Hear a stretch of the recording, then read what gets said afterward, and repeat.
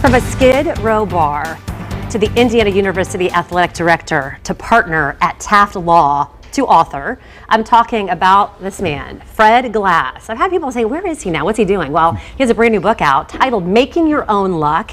He's here this morning to answer some questions about it. But first of all, I mean, it's so good to see you. Great to see you. We're used to having you here talking about IU football, IU basketball, volleyball, softball, whatever. What have you been doing here in the last little bit? Well, you know, after I announced I was leaving IU, I started writing the book and finished it about a year ago. And then I've been at Taft Law Firm, really enjoying returning to the practice of law, working on some fun projects, the downtown stadium for the Indy 11, redeveloping Circle Center Mall, the kind of big projects that I've always enjoyed working on. And honestly, I'm not just saying this because you're sitting next to me, the things that you're really, really good at and have that vision when it came to IU and rebuilding a program there. Just going to IU now and going to a football game, the difference it is now from when I was, there. I want to talk about the book, though. I learned some things about you that I didn't know, starting with your father. Yeah, I tried to make it a pretty honest book, and I talk about Dad was an alcoholic, and I'm a classic child of an alcoholic, with all that goes along with that, a lot of instability, uncertainty, and of course that was a negative experience, but in a way I think it's made me a better leader, a better husband, a better father, a better grandfather. And then when you pile on top of that, I grew up in the back of a Skid Row bar. Dad owned a bar down on Skid Row.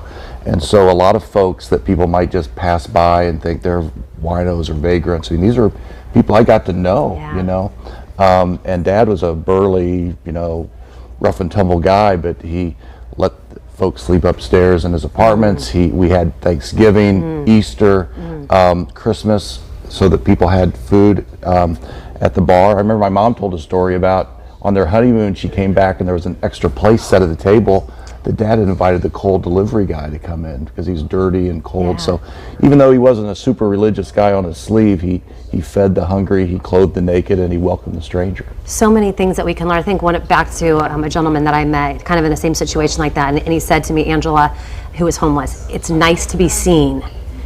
And it's like the perfect explanation of kind of what your dad, I mean, he saw people that maybe those didn't see and welcomed them into your home. And at a very young age, I got to see that, you know. And so I didn't like growing up in a Skid Row bar at the time. My friends were doing other stuff. I was stuck down there. I tell a lot of stories about being there. But in retrospect, even though they were negative experiences at the time, nothing more positively impacted me as a person, as a leader, than growing up in that Skid Row bar and having an alcoholic for a father. How do you know, because there are people that are watching that don't then use it to do what you did. What do you think it was for you, though, that made you who you are?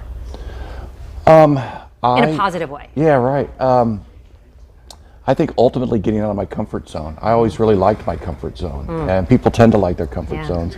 And I talk in the book about different experiences where you're a little bit of a crossroads and you recognize and seize opportunities. That's part of the reason I wrote the book. I think ultimately there's a lot of sports in there, stories about rebuilding IU, but I think ultimately it's a book about empowerment, about taking control of your own destiny, as it were. And so, not that I planned it at the time, but looking back as part of writing the book, I could see that I had moments of recognizing and seizing opportunities.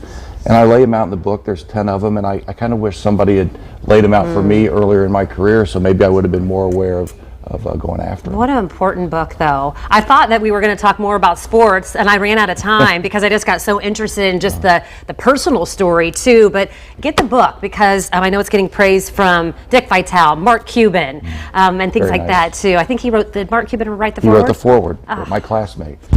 Okay, so it's a book. Make a Christmas gift for your favorite IU fan, perhaps, or just anybody, someone looking for inspiration. Fox59.com. I will link you to his website and where you can get it. Making Your Own Luck, from a Skid Row bar to rebuilding Indiana University athletics. Fred Glass.